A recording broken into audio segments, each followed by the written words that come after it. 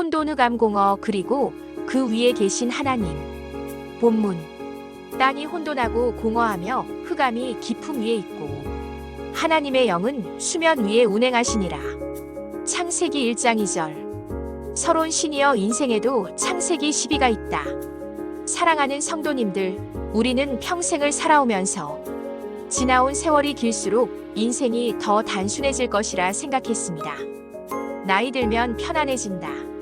살아보면 다 해결된다. 시간이 지나면 아물게 된다. 그런데 정작 시니어가 되어보니 어떻습니까? 마음은 더 복잡해졌고, 하루는 더 길고, 생각은 더 많아지고, 걱정은 더 깊어지고, 미래는 더 불안해집니다. 정말 놀라운 사실은 성경 첫 장에서 하나님이 묘사한 세상의 첫 상태가 지금 우리의 인생의 모습과 너무도 닮아 있다는 것입니다.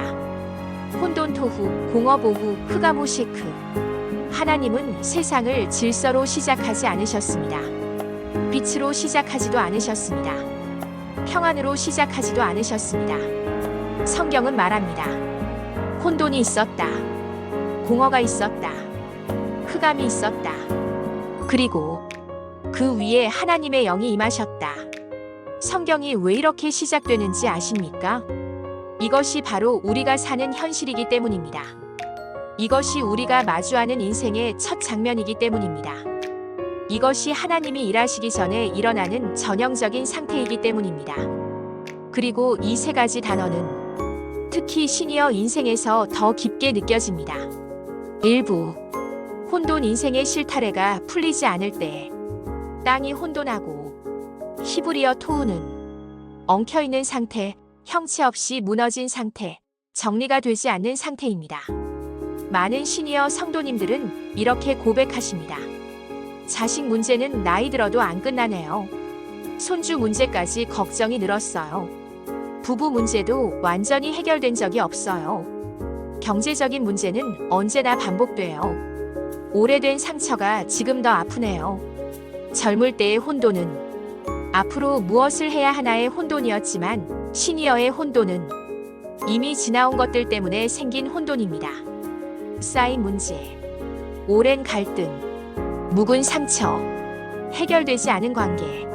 시니어의 혼돈은 단순히 문제가 있음이 아니라 문제가 오래되어 더 복잡해진 상태입니다. 그런데 성경은 우리에게 아주 중요한 진리를 말합니다. 하나님은 단 한 번도 문제가 정리된 뒤에 나타나신 적이 없다. 하나님은 언제나 혼돈 위에서 창조를 시작하셨다. 여러분의 삶 속에 아직 풀지 못한 실타래가 있습니까? 그것은 실패가 아니라 하나님의 창조가 머무르는 자리입니다. 2부. 공허 마음이 텅 비어가는 시간. 공허하며 히브리어 보후는 단순한 허전함이 아닙니다. 삶의 의미가 비어 보이고 역할이 줄어들고 기쁨이 사라지고 마음이 울릴 일이 없어지고 기대가 줄어드는 상태입니다. 많은 시니어분들은 이렇게 말합니다. 하루가 너무 길어요. 이젠 내가 어디에 필요한지도 모르겠어요. 남편이 떠난 집이 이렇게 허전할 줄 몰랐어요. 말할 사람이 없어요. 식탁 반대편에 늘 있던 자리가 텅 비었어요. 젊은 날에는 외로움은 사람이 없어서였지만 시니어의 공허는 삶이 비어가는 느낌입니다. 그러나 성경이 말하는 놀라운 진리가 있습니다. 하나님은 가득 찬 곳에서 일하신 적이 거의 없다. 하나님은 비어있는 곳을 가장 먼저 채우시는 분이다.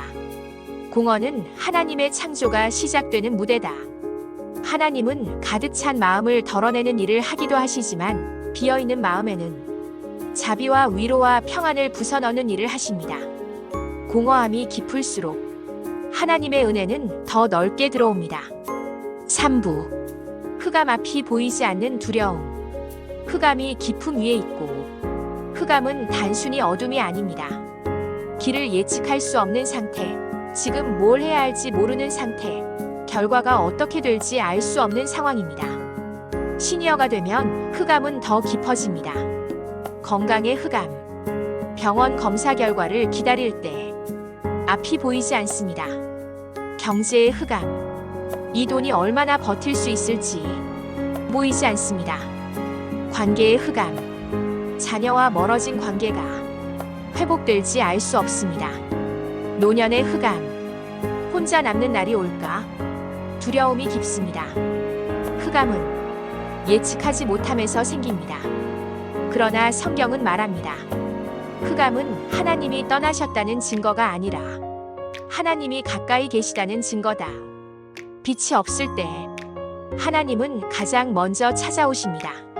사부. 그러나 그 위에 하나님의 영이 운행하시니라. 성경은 1장 2절의 핵심을 이렇게 말합니다. 하나님의 영은 수면 위에 운행하시니라. 하나님은 혼돈 옆에 계시지 않고 공허 근처에 계시지 않고 흑암 바깥에 계시지 않습니다. 하나님은 그 위에 계십니다. 바로 그 위에 임하십니다. 워너 메라 헤페트. 이 단어는 너무도 깊은 뜻을 갖고 있습니다. 어미새가 날개로 둥지를 덮어 새끼를 보호하는 모습. 품고 덮고 따뜻하게 하며 생명을 준비시키는 행동. 가까이, 아주 가까이 붙어 있는 상태. 하나님은 멀리서 바라본 것이 아닙니다. 문제와 상황을 지켜만 본 것이 아닙니다.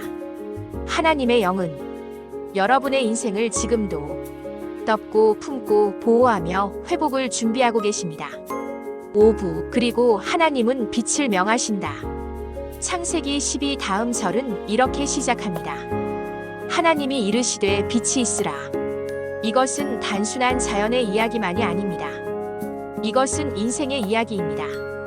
혼돈이 깊으면 빛이 필요합니다. 공허가 깊으면 빛이 필요합니다.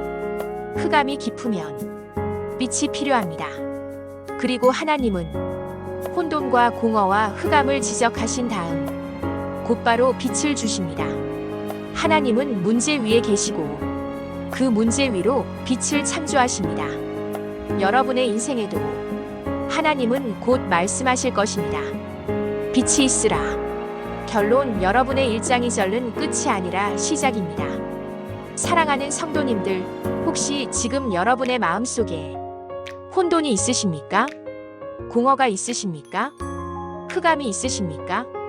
그렇다면 지금은 하나님의 창조가 시작되기 직전의 순간입니다. 하나님은 이미 여러분의 인생 위에 날개를 펴고 계십니다. 성경은 이렇게 말합니다. 하나님의 영은 수면 위에 운행하시니라. 운행하셨다.